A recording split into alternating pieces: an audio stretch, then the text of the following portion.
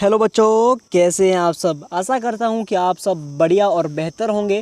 तो आपकी परीक्षा के लिए मैं संस्कृत में आपके लिए चैप्टर का पहला लेके आया हूं, वाराणसी। आज मैं आपको इसके बारे में इसका हिंदी अनुवाद, संदर्भ, प्रसंग और व्याख्या करके बताने वाला हूं, जिससे कि आप आसानी से पेपर में लिख के आ सको।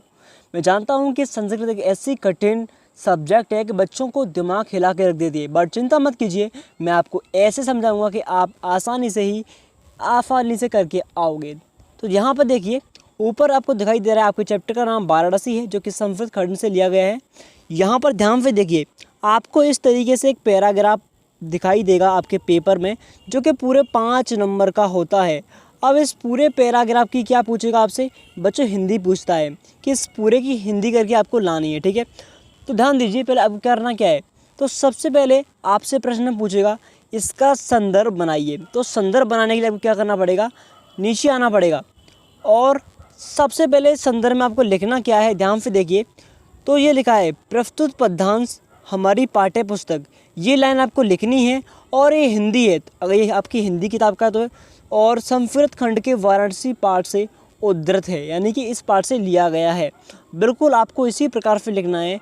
यहाँ पर हिंदी भी आएगा, बस यहाँ से बस आपको जिस चैप्टर से लिया जाए उस चैप्टर का नाम बदल देना है। बस यहाँ पर चैप्टर कौन सा है, वाराणसी है, तो वाराणसी लिखा है मैंने। अगर कौन सा भी चैप्टर क्यों ना हो, बट आपको उसी चैप्टर का नाम लिखना है, जो कि जिस चैप्टर का पैराग्राफ आपको इस तरह से दिया गया हो। ओके, हाँ सर।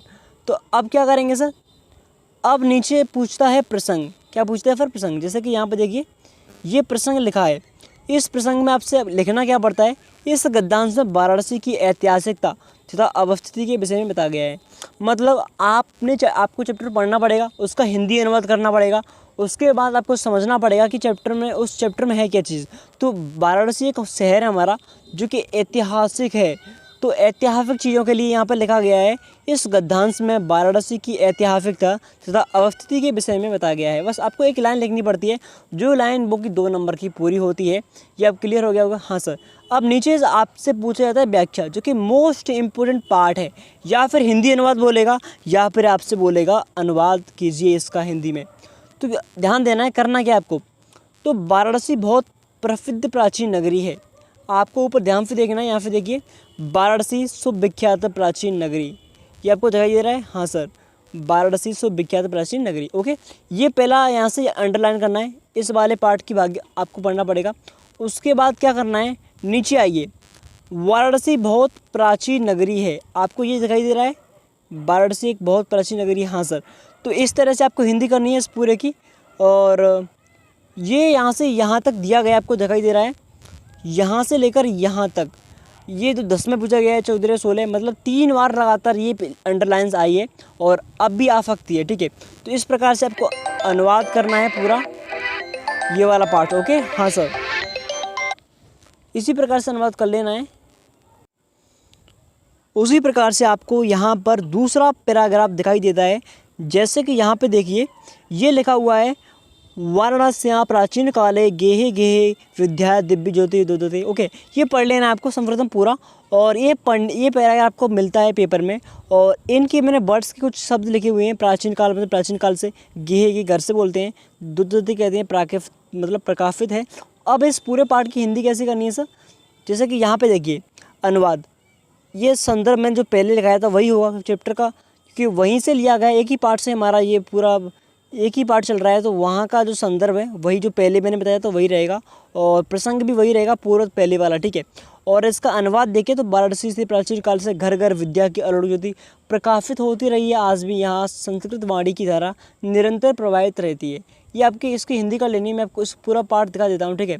ये हमारा सेकंड है, तीसरा वाला है, आपको ये भी देख लेना है, जो कि मोस्ट इंपॉर्टेंट आपके लिए। इन सब की आपको बस समझना है, कुछ लिखना कुछ नहीं, इसमें पेपर में आ सकता है। ये 100% इस चैप्टर में से आता है, फत्र में आया है, देखिए ये सब आपको देख लेना है, ठीक है। पूरे चैप्टर का यहाँ पर सॉल्यूशन दिया है मैंने। अब बात करते हैं क्वेश्चंस की। अगर सर क्वेश्चन आए तो क्या करेंगे। क्वेश्चन में आपको क्या करना है, ऐसे कि यहाँ पर आपको दिखाई दे रहा है, ये ऐसे कि वाराणसी नगरी कुत्र स्थित है, ठीक है।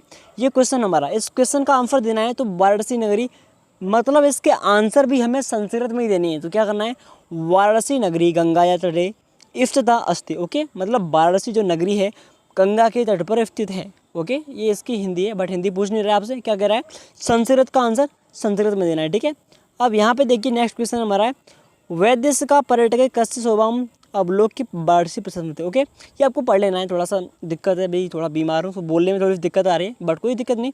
ये क्वेश्चन आपको इसमें इसकी हिंदी करनी पड़ेगी, मतलब वैदेश का पर्यटक गंगया घट्टा नाम शोभा विक्लोक वाराणसी प्रशंसित है। ओके, हाँ सर, नीचे आते हैं, देखिए ऐसे बहुत सारे क्वेश्चन है, ये भी आपको कर लेने हैं, ये पूरे चैप्टर के पूरे क्वेश्चन है। ठीक है, 6, 7, 8, 9, 10 और 11, 12, 13, 14, 15, ये सभी क्वेश्चन आपकी चैप्टर के हैं, 17, 18, 19, ये आपको देख लेने हैं। ठीक है, अनुवादकम, अब ये अनुवाद भी लिखे हुए हैं उनके, ये भी आपको देख लेने हैं। ठीक है, हमने पूरा चैप्टर आपके लिए कवर कर दिया है, पूरा पढ़ लेना है, पूरा चैप्टर आपके लिए है और आपकी परीक्षा के लिए बहुत ही महत्वपूर्ण है, प्लीज़ पढ़ लेना पूरे ध्यान से। ठीक है, ये सब आप ही के लिए है, बहुत मेहनत से नोट्स तैयार किए हैं,